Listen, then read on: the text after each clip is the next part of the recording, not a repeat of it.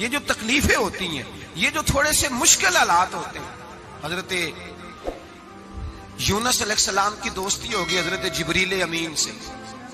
جناب جبریل ملنے آئے. حضرت یونس علیہ السلام فرمانے لگے جبریل میرا دل کرتا ہے مجھے اس بندے کی ملاقات کرا جو اللہ کا سب سے زیادہ عبادت گزار بندہ ہے.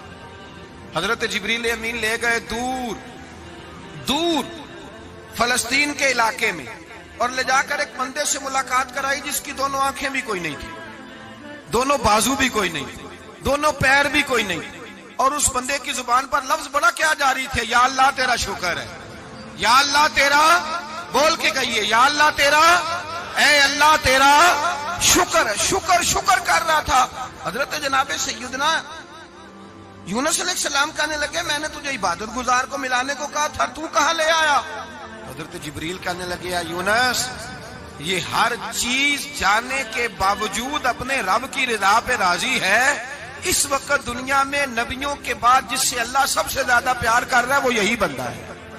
یہ اپنے رب کی رضا پہ راضی ہے. اے تن میرا کنگی ہوئے تے میں زلف سجن دی واواں تے پوش میرے دی جتی بن جائے تے میں یار دی قدمی آواں. مارو مارو مینو مار مکاؤ کوئی عذر نہ پیش لے آواں تے جے سونا ہی میرے دکھ وچ راضی، جے سونا ہی میرے دکھ وچ راضی، جے سونا ہی میرے دکھ وچ راضی تے میں سکھ نو چلے ڈاواں. مالک کی جب اس حال میں راضی ہے تو بس ٹھیک ہو گیا، ٹھیک ہو گیا. وصل اچھا ہے نہ فراق اچھا ہے، بس جس حال میں محبوب رکھے وہی حال اچھا ہے. بس جس حال میں انہوں نے رکھا بات ٹھیک ہو گئی. اس میں اب انسان شکوہ کرتے پھرے کہ یہ کس طرح ہے وہ کس طرح، اپنے آپ کو مطمئن رکھا ہے. مشکل کے بعد جو آسانی حضرت لقمان حکیم، ان کے نام پر قرآن مجید کی پوری سورت ہے. حضرت لقمان حکیم علیہ رحمہ آپ اپنے بیٹے کو نصیحت کر رہے تھے. کہنے لگے بیٹا کو مشکل آئے تو گھبرانا نہیں، کوئی مشکل آئے تو کرے بیٹوں کو سمجھ آ جائے کہ مشکل آئے تو، سمجھ آ رہی ہے بات کی، مشکل آئے تو. اور کیا خوبصورت جملے، بیٹے کو بٹھا کے کہتے ہیں بیٹا چھوٹی مشکل آئے گی تو اللہ بڑی مشکلات آسان کر دے گا. سمجھو چھوٹی مشکلات آئیں تو اللہ نے بڑی مشکلیں اس نے آسان کر دی. اور آپ کو بتاؤں اصل انسان ہوتا ہی وہ ہے جو مشکلوں میں جینے کا ڈھب سیکھ جاتا ہے، وہ بن جاتا ہے جو کرب کے حالات میں جینے کا سلیقہ سیکھ جائے. اپنے بچوں کو یہ سمجھانا، حضرت لقمان بیٹے مشکل آئے تو گھبرانا نہیں، بڑی کو ٹال دیتی ہے، وہ نیکی کا اور آسانی کا پیش خیمہ ہوتی ہے. اللہ اس کے بعد آسانی سمجھا رہے ہیں. کچھ دنوں کے بعد کہنے لگے آؤ فلاں اللہ کے نبی کی ملاقات کو چلیں، فلاں نبی علیہ السلام سے ملنے چلتے ہیں. اس زمانے میں جو نبی تھے ان سے ملنے چلے گئے. بیٹے کو بات یاد تھی، گھوڑے پہ بیٹھے، امام ابن جوزی نے اس کو لکھا ہے. گھوڑے پہ بیٹھے تھے دونوں کے پاس گھوڑے تھے. اب رستہ بہت زیادہ تھا، کھانا ساتھ لے لیا، پانی ساتھ لے لیا، رستہ لمبا تھا، صحرا کا علاقہ تھا. جب جانے لگے تو اتنی سخت گرمی ہوئی کہ گھوڑے بھی بے ہوش ہونے لگے. اچانک ایسی گرم لو چلی کہ گھوڑے بھی. اب دونوں باپ بیٹا جو تھے وہ بڑی جوش میں تھے کہ جانا ہی جانا ہے. گھوڑے سے اتر کر کے پیدل چلنے لگے. اب پیدل چلتے چلتے ذرا آگے گئے تو گرمی میں جتنا بندہ پیدل چلتا ہے اتنا پیاس بھی زیادہ لگتی ہے. تو پانی پیتے رہے، کھانا کھاتے رہے، کھانا پانی بھی ختم ہو گیا. تھوڑا آگے چلے نا، اس قدر تکلیف بڑی کہ حضرت جناب لقمان کے بیٹے کے پیر کے اندر ایک ہڈی پیوست ہو گئی. اتنی بڑی ہڈی تھی وہ اندر ہی چلی گئی، پیر خون کے فوارے گرنے لگے. بیٹا بے ہوش ہو گیا. حضرت لقمان اس کے سرانے بیٹھے تو بیٹا تھا نا، آنکھوں میں آنسو آ گئے. بیٹے نے آنکھ کھولی تو کہنے لگا ابا جی آپ تو صبر کرنے والے ہیں، آپ رو رہے ہیں. فرمایا بیٹے میں کیا کروں، میرے سینے میں جو دل ہے وہ ایک باپ کا دل ہے. تو باپ جو ہوا تیری دکھ پر رونا آیا. بڑی مشکل سے دانت کے ساتھ ہڈی نکالی، ہڈی نکلی تو خون بھی چلا. صاحب زیادہ کہنے لگا حضور آپ نے تو کہا تھا ہر مشکل کے بعد آسانی ہوتی ہے، اور چھوٹی مشکل دیکھ کے اللہ بڑی سے بچا لیتا ہے. تو ہم تو اچھے کام چلے تھے، مشکل پہ مشکل، مشکل پہ مشکل، یہ کیا ہے؟ حضرت لقمان کہنے لگے بیٹا نہ تو رب کی حکمتوں کو جانتا ہے نہ پوری طرح میں جانتا ہوں، لیکن جو میں نے کہا تھا وہ بات سچی ہے. فَإِنَّ مَعَ الْعُسْرِ يُسْرًا إِنَّ مَعَ الْعُسْرِ يُسْرًا. اللہ ہر مشکل کے بعد آسانی عطا فرمائے گا. اور فرمایا میرا ایمان ہے کہ ضرور عطا فرمائے گا. یہ بات کہہ رہے تھے کہ سامنے سے دھواں اٹھا، اتنا سخت دھواں اٹھا کہ آپ نے سوچا شاید وہاں بادیا وہاں جاتے. وہاں چلنے لگے تو پیچھے سے کسی نے آواز دی ٹھہر جاؤ، رکو. وہیں رک گئے. تھوڑی دیر گزری تو کہا رک جاؤ. جب رکے تو ایک بولنے والا بولا, کہنے لگا تمہارے لیے تھوڑی دیر کے بعد جانوروں کا بندوبست کر دیا جائے گا, کھانے کا بھی بندوبست ہو جائے گا, بچے کا پیر بھی صحیح ہو جائے گا, چلے جانا, لیکن ذرا ٹھہرو. حضرت لقمان کہنے لگے بولنے والے تو کون ہے؟ تو کہنے لگے میں اللہ کا فرشتہ ہوں, میں اللہ کا فرشتہ ہوں. کہا اللہ کے فرشتے اور یہ سارا کچھ کیا ہے؟ تو فرشتہ کہنے لگا اصل بات یہ ہے کہ سامنے بستی پر مجھے عذاب نازل کرنے کا حکم ملا تھا, آپ بڑی تیزی سے آ رہے تھے, میں نے رب سے دعا کی کہ اللہ اس باپ بیٹے کی غلطی کوئی نہیں, مہربانی فرما. رب نے پہلے آپ کو صحرا میں الجھایا, پھر میری دعا کی برکت سے آپ کے گھوڑے ٹھہر گئے, پھر میری دعا کی برکت سے آپ کا پانی ختم ہوا, پھر میری دعا کی برکت سے آپ کے بیٹے کو زخم آیا, پھر میری دعا کی برکت سے سامنے سے دھواں اٹھا. فرمایا یہ جو تمہیں مشکل پہ مشکل آ رہی تھی, یہ تو میرا رب تمہیں عذاب سے بچانا چاہ رہا تھا. یہ جو تمہیں مشکل پر مشکل آ رہی تھی تو میرا مالک تمہیں عذاب سے بچا رہا تھا, تم سمجھ نہیں رہے تھے. حضرت لقمان نے بیٹے کی طرف دیکھا تو بیٹے کہنے لگے ابا جی بات بالکل سچی ہے, افضل الذکر لا الہ الا لا الہ الا, اور پھر پڑھنے لگے حسبنا اللہ و نعم الوکیل نعم المولا و نعم النصیر. یہ ورد ہونے لگے. بھائی جب تجھے مشکل آتی ہے, آزمائش آتی ہے, تو اس وقت سمجھتا ہے پتہ نہیں میرے ساتھ کیا بننے لگا ہے. اللہ تبارک و تعالیٰ چھوٹی مشکل دے کے تجھے بڑی سے محفوظ رکھتا ہے, چھوٹی بیماری دے کے تجھے بڑی سے محفوظ رکھتا ہے. بلکہ میں ایک دفعہ ایک تکلیف میں, ایک آزمائش میں مبتلا ہو گیا, تو میں نے اپنے حضرت سے کہا کہ حضور سارے دکھ کٹھے ہی آ گئے, کیا کیا جائے؟ تو آپ فرمانے لگے بڑے خوش نصیب ہو, جوانی میں اللہ نے دکھ دے دیے, بڑھاپے میں آئے تو برداشت نہیں ہوتے. یہ تو بڑے وقت پہ آ گئے, شکر ادا کرنا چاہیے. اس زمانے میں برداشت نہیں ہوتے, اب آسانی ہے, ان کو برداشت کرو, ہمت کرو. میرے بھائی یاد رکھیں, آزمائشیں تکلیفیں آپ کو بڑا کرنے کے لیے آتی ہیں. ہم آزمائش کو برا جانتے ہیں, دکھ کو برا جانتے ہیں.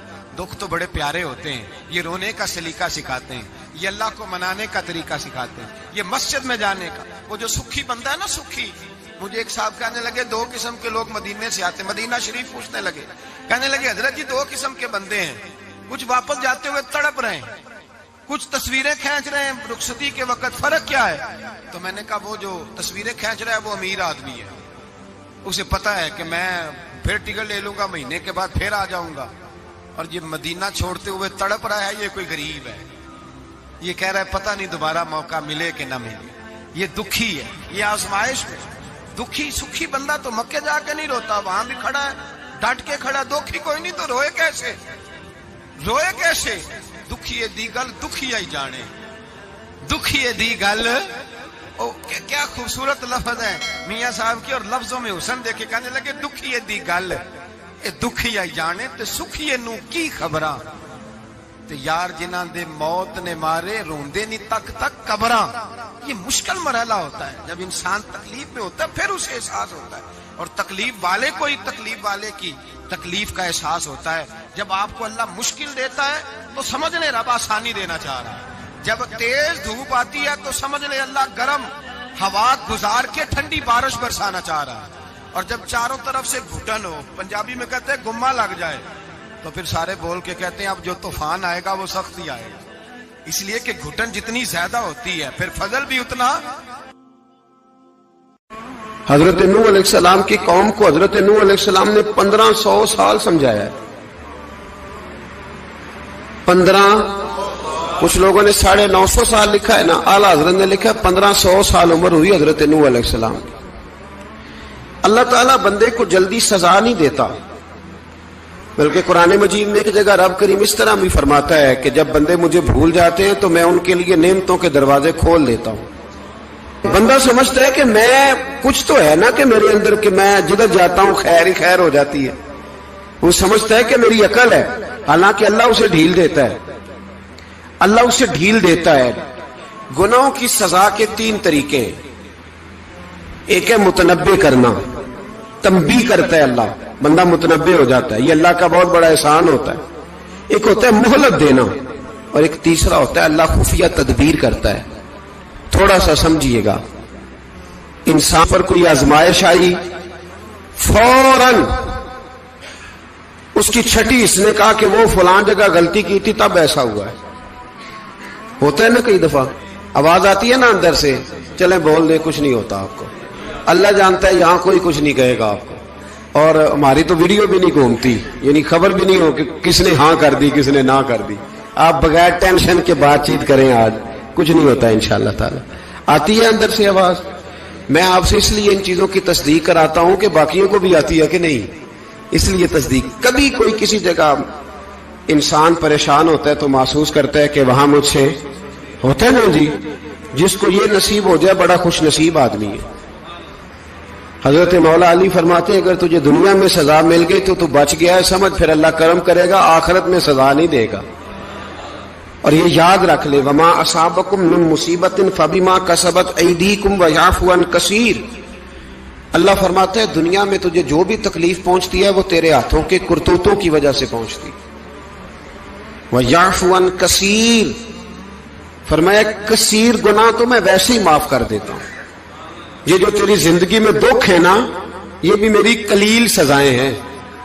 یہ کثیر پر سزا, یہ قلیل ہے قلیل. یہ جو تمہاری زندگی میں تکلیف ہیں, انسان کو سزا ملتی.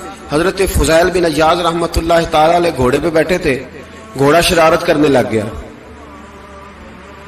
اچھلنے لگ گیا, کودنے لگ گیا. تو حضرت فضیل بن عیاض نیچے اترے, ایک کونے میں جا کے نماز کی نیت باندھ لی, 2 رکعت نماز پڑھی, پھر دیر تک استغفار پڑھتے رہے, روتے رہے, دعا کرتے رہے. واپس آئے, خادم عرض کرنے لگے حضور سمجھ نہیں آئی, گھوڑے نے تھوڑی سی شرارت کی, وہ بدکا ہے, آپ نے اس کو چھوڑا ہے اور چھوڑ کر کے آپ نماز میں لگ گئے. تو حضرت فضیل بن عیاض فرمانے لگے جب بندہ اللہ کی نافرمانی کرتا ہے نا تو جو چیزیں اس کی فرما بردار ہوتی ہیں وہ اس کی نافرمانی کرنے لگ جاتی. تو مجھے محسوس ہوا تھا کہ میں نے کہیں اللہ کی نافرمانی کی ہے, اس لیے ایسا ہوا ہے کہ میرے گھوڑے نے میری, تو میں توبہ کرنے لگا ہوں. اور اب دیکھتا ہوں بیٹھ کے بھلا کیا ہوتا ہے. میں نے سچی توبہ, حالانکہ مجھے یاد نہیں کہ میں کہاں بولا, پر کھری اور سچی توبہ کی. دوبارہ گھوڑے پہ بیٹھے تو گھوڑا بالکل صحیح ہو کے ساتھ چلنے لگ گیا. میرے بھائی, جب یہ تنبیہ ہے اللہ کی طرف سے, یہ متنبہ کیا جاتا ہے کہ تو بعد آ جا. بہت ساری جگہوں پہ انسان کو وقتی طور پر اگر سزا مل جائے, نبی پاک علیہ السلام کی خدمت میں ایک صحابی آئے, بات مضبوط کر دوں, واقعہ سنایا ہے نا, تو کچھ لوگ سمجھتے ہیں کہ یہ واقعہ ہے, تو میں ایک حدیث پاک امام بہقی کی لکھی ہوئی عرض کرتا ہوں. نبی پاک علیہ السلام کے ایک صحابی آئے اور ان کا سر پھٹا ہوا تھا, خون بہ رہا تھا. سرکار نے فرمایا کیا ہوا؟ عرض کی حضور ایک عورت جا رہی تھی, میری نظر پڑی, ابھی نظر پڑی ہے کہ میرے آگے ستون آ گیا تو میرے سر پہ لگ گیا. نبی پاک صلی اللہ علیہ وسلم نے فرمایا تیرے لیے خوشخبری ہے, اگر دنیا میں تیری غلطی کی تجھے سزا ملی ہے تو پھر رب تجھے قیامت میں سزا نہیں دے گا. پھر اللہ قیامت میں سزا, بعض گناہ ایسے ہیں جن کی یہاں بھی سزا ملے گی اور وہاں بھی ملے, لیکن میرے بھائی پہلی بات یہ ہے کہ اللہ تعالیٰ اس غلطی کی یہی سزا دے لے اور دعا فرمائے اللہ تبارک و تعالیٰ یہاں بھی معافی عطا فرمائے, وہاں بھی معافی عطا فرمائے, اللہ درگزر ہی فرمائے. لیکن میرے بھائی ایک تو یہ سزا, ایک سزا یہ ہوتی ہے کہ انسان جب گناہ کرنے لگتا ہے تو اللہ نعمتوں کے دروازے کھولتا ہے, مہلت دیتا ہے. 500 سال تک فرعون کو مہلت دی. کتنے؟ یہاں جو 5 سال حکومت کر لیتا ہے وہ کہتا ہے سب سے قابل میں ہی ہوں, مجھے مہلت ملی ہوئی ہے. 500 سال مہلت دی اللہ تعالیٰ نے. اور فرعون کی قوم پر پتہ عذاب کس طرح کے آئے تھے؟ ٹڈیاں مسلط کر دی اللہ نے. یہ گھومتی نہیں چھوٹی سی, ہم اپنی زبان میں اس کو کچھ لوگ مختلف ناموں سے یاد کرتے ہیں, کوئی مکڑی کہتا ہے, کوئی کچھ کہتا ہے. مسلط کر دی, جاتی نہیں. ان پر بنی اسرائیل کے ان مقابل جو فرعون کی قوم تھی ان پر الزام اس طرح کا عذاب آیا کہ مینڈک مسلط کر دی اللہ تعالیٰ. برتن کھولتے تھے اندر مینڈک نکلتا تھا, دنیا کی ہر دوائی استعمال کرتے تھے لیکن مینڈک نکل آتا تھا. تھوڑا سا سمجھا کریں چیزوں کو. ہمارے رنگ نہیں زیادہ گورے کہ ہم پر عذاب نہیں آتا. کوئی بہت زیادہ اللہ تعالیٰ معاف فرمائے دولت نہیں جمع کرا بیٹھے شاہی خزانے میں کہ ہم سے پوچھا نہیں جائے گا. یہ مہلت ہے, مہلت کو مہلت سمجھو. پھر جب پکڑ آتی ہے نا اللہ کریم کی, میں نے دیکھا ہے کروڑوں روپیہ, 6 اولادیں, ایک شخص کے بچے باہر سے آ رہے تھے, وہ بندہ بیمار تھا. مجھے کہنے لگا حضرت جی دعا کریں میں ان کے آنے سے پہلے پہلے مر جاؤں ورنہ آ کے مجھے مار دیں گے. دعا کریں. اتنی بے سکونی, کروڑوں روپیہ پڑا ہے تو یہ عذاب نہیں؟ کوئی ضروری ہے کہ پتھر ہی برسیں گے تو سمجھ آئے گی؟ یہ جو سگا بیٹا بوڑھے باپ کے قریب سے گزر جاتا ہے, سلام نہیں لیتا, تو اس کو عذاب نہیں سمجھتے؟ یہ جو امت کی بیٹیاں, امت کی بچیاں, ہماری بچیاں ایک ایک سال کے اندر 75 76 ہزار بچی ایک ایک ڈویژن سے بھاگ کے شادی کر رہی ہے, اور ایک ایک صوبے سے, تو اس کو آپ اللہ کا عذاب نہیں سمجھتے؟ یہ معمولی بات ہے. نہیں ہمارے رنگ ہو رہے ہیں, ہم بڑے سمارٹ ہیں. 1500 سال مہلت دی نوح علیہ السلام کی قوم کو. کتنے سال؟ بول کے بتائیے, بول کے دوبارہ بولیے. 1500 سال. کوئی آدمی اپنی سمارٹنس پہ خوش نہ ہو جائے کہ 20 سال ہو گئے میں تو نافرمانی بھی کر رہا ہوں, روٹی بھی پک رہی ہے, میں تو حرام بھی کھا رہا ہوں, پھر بھی سب ٹھیک ہے. 1500 سال مہلت دی. پھر حضرت نوح کہنے لگے اللہ میں نے تو بڑا سمجھایا, نہیں باز آتے. تو رب کریم نے فرمایا کشتی بناؤ. اللہ کے پیغمبر کشتی بنانے لگے تو قوم مذاق اڑانے لگ گئی. اب کیا کرنے لگے ہو؟ اب کشتی بنانے لگے ہو, خیر تو ہے, قوم مذاق اڑا رہی ہے. حضرت نوح علیہ السلام کا آپ نے کشتی بنائی, پانی کہاں سے نکلا؟ نہ بارشیں ہوئی نہ سیلاب آئے. ایک تندور تھا, اس کے اندر سے پانی نکلنا شروع ہو گیا. کبھی تندور سے بھی پانی نکلا ہے, پر جب نکالنے والا چاہتا ہے تو وہاں سے بھی ایک تندور سے پانی نکلا. اتنا نکلا, اتنا نکلا, اتنا نکلا کہ قوم ساری ڈوب گئی. قرآن مجید کے صفحات شہادت دیں گے کہ حضرت نوح کی قوم کا بچہ بچہ بہ گیا. بچے صرف وہ تھے جو حضرت نوح کے ساتھ ہو گئے, تباہ ہو گئی. اللہ بے نیاز ہے, بے نیاز. 1500 سال مہلت ملے اور تو پھر بھی کہے رب بڑا کریم ہے, معاف کر دے گا. 1500 سال تجھے گنجائش دے اور تو کہے کوئی نہیں, بات معافی ملنی چاہیے ابھی بھی. میرے بھائی, حضرت صالح علیہ السلام کی قوم, حضرت صالح نے تبلیغ شروع کی تو کہنے لگے پہلے معجزہ دکھاؤ. جی آج تو نہیں لوگ معجزے مانگتے, آج بھی لوگ کرامتے اور معجزے. اللہ معاف کرے, جو چیزیں معجزہ تو ہو نہیں نہ سکتا, لیکن آج بھی لوگ, آپ یقین کریں, کہتے ہیں یہ بڑی نمازیں پڑھتا ہے تو پھر بخشا کیوں نہیں گیا, پھر کیوں نہیں منو سلوا کیوں نہیں اترا اس پر, پھر میں بھی اسی طرح ہی ہوں, کیا اس کے اندر خوبی آ گئی؟ مولوی بھی ویسے ہی ہے, صوفی بھی ویسے ہی ہے. لوگ مان نہیں رہے, لوگ دلیلیں مان نہیں رہے, ابھی بھی لوگ بحث نہیں کرتے. کیا فرق آ گیا جی, ویسے ہی ہیں سارے. اللہ تعالیٰ سے ڈرنا چاہیے. ہمیں سامنے والے کی طرف دیکھ کر صحیح ہونے کا حکم نہیں ہے, ہمیں اپنی اصلاح کا حکم ہے. اپنی طرف دیکھ کے اپنے آپ کو ٹھیک کرنے کا. الزام لگا کے گزر جانا, اس کا کوئی مطلب. سنو اور یاد رکھو, حضرت صالح علیہ السلام سے کہنے لگے پہلے معجزہ دکھائیں.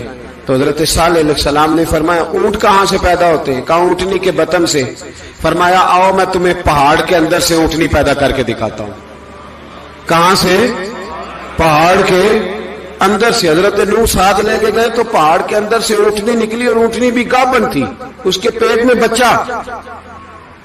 اور اونٹنی اتنا دودھ دیتی تھی کہ ساری بستی دودھ پی جاتی تھی, پھر بھی دودھ بچ جایا کرتا تھا. لیکن حضرت نوح علیہ السلام نے فرمایا اب تم نے دیکھ تو لیا یہ اسے, یہ جتنا دودھ دے گی روٹی بھی اتنی کھائے گی. ایک دن تم سارے پانی پیو گے, ایک دن یہ سارا پانی پیا کرے گی. ایک دن تم سارے باقی جانوروں کو گھاس کھلاؤ گے, ایک دن یہ اونٹنی. اور اونٹنی کا نام کیا؟ ناقۃ اللہ, اللہ کی اونٹنی. کس کی اونٹنی؟ نام کیا ہے؟ اللہ کی. یہ اللہ کی اونٹنی ہے. تو حضرت نوح علیہ السلام کی اونٹنی. فرمایا اس کی بے ادبی نہ کرنا. باز نہیں آئے لوگ, باز نہیں آئے. کہنے لگا جی دودھ دینا تو ٹھیک ہے, پر یہ جو سارا پانی پی جاتی ہے نا یہ صحیح نہیں. یہ جو ساری گھاس کھا جاتی ہے یہ نہیں تھی. دودھ دینا تو ٹھیک ہے پر یہ نہیں صحیح. آپ نے فرمایا اسے کچھ نہ کہنا, اللہ کی اونٹنی ہے. میں کہا کرتا ہوں ان لوگوں نے ناقۃ اللہ کی بے ادبی کی. حضرت نوح علیہ السلام کی اونٹنی کی ٹانگیں کاٹ دی, صالح علیہ السلام کی. اور دیکھو اللہ بڑا بے نیاز ہے، اگر پیدا کرنا جانتا ہے تو حفاظت کرنی نہیں جانتا. لیکن رب کریم نے فرمایا نہ کرنا. انہوں نے ان کے پیر کاٹ دیے، کانوں پہ چھریاں لگائیں. اونٹنی جب مر گئی، اونٹنی اللہ تبارک و تعالیٰ کی وہ اونٹنی جب مر گئی تو حضرت صالح علیہ السلام کی قوم پر رب کریم نے زلزلہ بھیجا. اذا زلزلت الارض زلزالها، جب زلزلے آئیں گے اور جب ان کا زلزلہ آنا زلزلہ آتا ہے نا، کیا کرتی ہے قوم؟ لا الہ الا اللہ، لا الہ الا اللہ، کلمے جاری ہو جاتے. بلکہ ایک دفعہ ایسا بھی ہوا کہ مسجدوں میں اعلان ہونے لگے زلزلہ آ رہا ہے. جو فجر کے لیے نہیں اٹھے زلزلے کے لیے وہ بھی اٹھ گئے. جن کا دعویٰ ہے نا میری سویرے آنکھ نہیں کھلتی، ان کی لگی نہیں کتنے گھنٹے، بعد میں بھی نہیں لگی. ٹی وی پہ اعلان ہوتے رہے کوئی نہیں آ رہا، سو جاؤ چپ کر کے. لیکن آنکھ لگی. موت سے تو ڈرتا ہے، اللہ سے ڈرتا ہی نہیں. موت کا خوف ہے، رب کا نہیں. زلزلہ آیا، ساری قوم تباہ ہو گئی. بتاؤ اگر ناقت اللہ کی گستاخی ہو تو اللہ ناراض ہو جاتا ہے، اور اگر اولیاء اللہ کی ہو، اگر اولیاء اللہ کی ہو تو رب ناراض نہیں ہوتا. شرم نہیں آتی لوگوں کو داتا صاحب کی بے ادبی کرتے، شرم نہیں آتی لوگوں کو غوث اعظم کی گستاخی کرتے، حیا نہیں آتی جنہوں نے دین پھیلایا ان کی بے ادبی. میں درد سے کہتا ہوں، رو کے کہتا ہوں، اور اگر کلیجہ پھٹ سکے تو میں دکھاؤں زخم کتنے. ایک حج کے موقع پر ایک بابا جی، اس سال 4,80,000 روپے کا پرائیویٹ حج تھا، اور بابا جی کی کیفیت کمزور تھی، بیچارے بیمار تھے. اس کے باوجود وہ گئے. بوڑھے آدمی، جا کے بیٹھیے، بزرگ، اور کتنی مشکل ہے وہاں منا، مزدلفہ، عرفات، طواف زیارت، کتنا مشکل کام ہے طواف زیارت کرنا، طواف وداع کرنا. کس کٹھن سے حج کیا، بڑھاپے میں پیسے بھی لگائے. اور جب وہ روضہ رسول پہ گئے صلی اللہ، اور انہوں نے جا کے نبی پاک صلی اللہ علیہ وسلم کے روزے کی طرف منہ کر کے درود شریف پڑھا تو ایک ملا نے اٹھ کے کہہ دیا تو مشرک ہے. تو میری روح کانپی. میں نے کہا تجھے شرم نہیں آئی، حیا نہیں آئی؟ اس کی عمر دیکھ، کس بڑھاپے میں کہاں سے چلا، کہاں آیا. یہ مشرک ہوتا تو کسی مندر میں جاتا، یہ مشرک ہوتا تو کسی گرجے میں جاتا. یہ مشرک نہیں، یہ مومن ہے. اور یہ وہ والا مومن ہے جس کے سینے میں دل جب دھڑکتا ہے تو خالی دھڑکتا نہیں، ساتھ وہ محمد عربی پہ درود و سلام بھی پڑھتا ہے. شرم نہیں آتی لوگوں کو؟ اتنی بڑی گستاخی کرتے.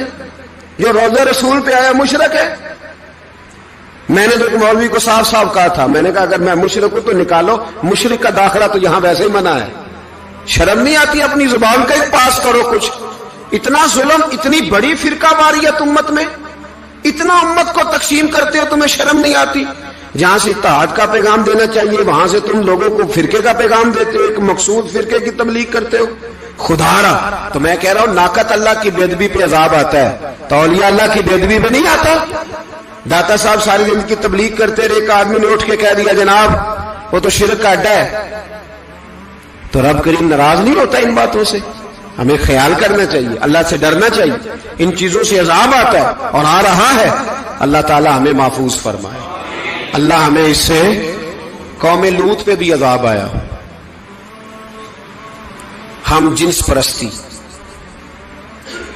مرد مردوں سے بدکاری کرتے.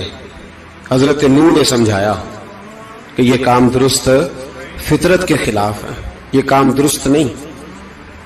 جب انسان یہ کام کرتا ہے تو زمین اور آسمان کانپتے ہیں.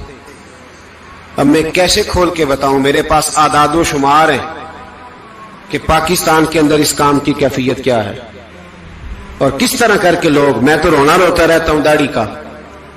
لوگ کئی دفعہ کہتے ہیں حضرت صاحب پہلے بھی آئے تھے تو داڑھی کی بات، پھر بھی آئے تو داڑھی کی بات. تو میں رونا روتا ہوں، اس لیے روتا ہوں کہ جو کلین شیو نوجوان ہوتا ہے وہ امرد کے حکم میں ہے، اس پر وہی حکم لگتا ہے جو عورت پہ لگتا ہے.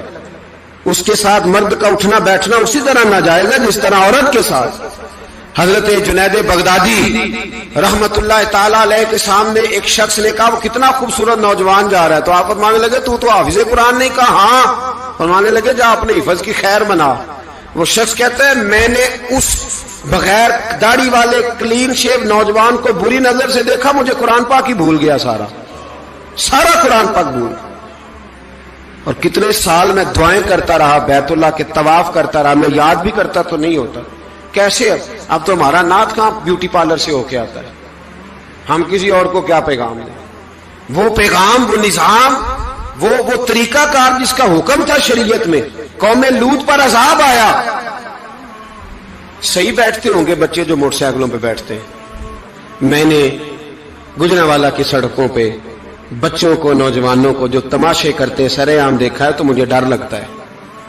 اور کوئی روکنے والا نہیں, شغل ہو رہا ہے, ہنس رہے ہیں, اور سامنے عورتیں بھی ہیں, سب ہو رہا ہے. کتنی تکلیف کی بات. حضرت نوح کی قوم یہ کام کرتی تھی, قرآن پاک نے بیان کیا ہے. حضرت نوح نے سمجھایا, فرمایا رب کریم نے تمہیں اپنی خواہش پوری کرنے کے لیے جائز طریقہ عطا فرمایا, عورتوں سے نکاح کرو, اور اس نکاح کی برکت سے جو اللہ تمہیں اولاد دے گا اس کو اللہ تبارک و تعالیٰ تمہارے لیے باعث بخشش بھی فرمائے گا. لیکن جب قوم نہ مانی تو جو قوم میں لوط کا عمل کرے اس کا علاج قرآن نے بیان فرمایا کہ آسمان سے پتھر برسیں گے. پھر پتھر برسے, اور جن کے بڑے بڑے اچھے دماغ تھے ان کے دماغ چکنا چور کر دیے گئے, تباہ کر دیے گئے, ان کے دماغ زمین پر بچھاڑ دیا گیا. اللہ مہلت دیتا ہے, لیکن اس کا مطلب یہ نہیں کہ انسان توبہ نہ کرے. حضرت شعیب علیہ السلام کی قوم پر بھی عذاب آیا, اس لیے کہ بددیانتی کرتی تھی, ناپ تول میں کمی کرتی تھی. میں نے کہا تھا شب قدر کی رات کہ یہ کوئی تماشا ہے کہ شب رات آئی تو ساری رات روتے رہے, یا اللہ معاف کر دے, یا اللہ معاف کر دے, رو رو کے چیخے مار مار روئے. شب قدر آئی تو پھر چیخے ماری, ساری رات روئے. تو جس بندے کا پروگرام ہی نہیں سویرے بدلنے کا, دکان پہ بیٹھ کے پھر وہی ناپ تول میں کمی, پھر وہ اللہ تعالیٰ معاف کرے. میں ایک مضمون پڑھ رہا تھا تو وہ فوڈ کے اسپیشل لوگ تمہیں لکھا تھا مہربانی کرو ملاوٹ ہی اچھی چیز کی کر لو, مرچ میں کیری تو نہ ملاؤ اینٹوں کی, وہ تو بیمار کرتی ہے, وہ تو خون کی آنتوں کو روک دیتی ہے. وہ کہنے لگا, اور وہ کہتا میں تمہیں بتاتا ہوں کون کون سی چیز ملائی جا سکتی ہے, وہ ملا لو. خدا را اس قوم پہ رحم کرو, مہربانی. ایک دوست ہے ہمارے, میں وزیر آباد میں ان کے گھر بیٹھا تھا تو ایک میڈیکل, میرا کسی شخص پہ اعتراض کرنے کا میں مجموعی بات کرتا ہوں. میں ایسے ڈاکٹروں کو جانتا ہوں جو اللہ تعالیٰ فضل کرے سچ مچ کے نیک ہیں, اچھے لوگ. تو بچے کا میڈیکل سٹور ہے, تو والد بیمار ہو گیا, تو وہ کہتا ہے ابا جی ڈاکٹر صاحب نے کہا آپ کو ڈریپ لگنی ہے. تو سگے باپ کو ڈریپ لگانے لگا تو باپ کیا کہتا ہے پتر تیری مہربانی, مینو کوئی اصلی لائی, وہ نہ لائیں جڑی لوکاں نو لانا ہے. اب وہ پیار سے سنا رہا ہے بات.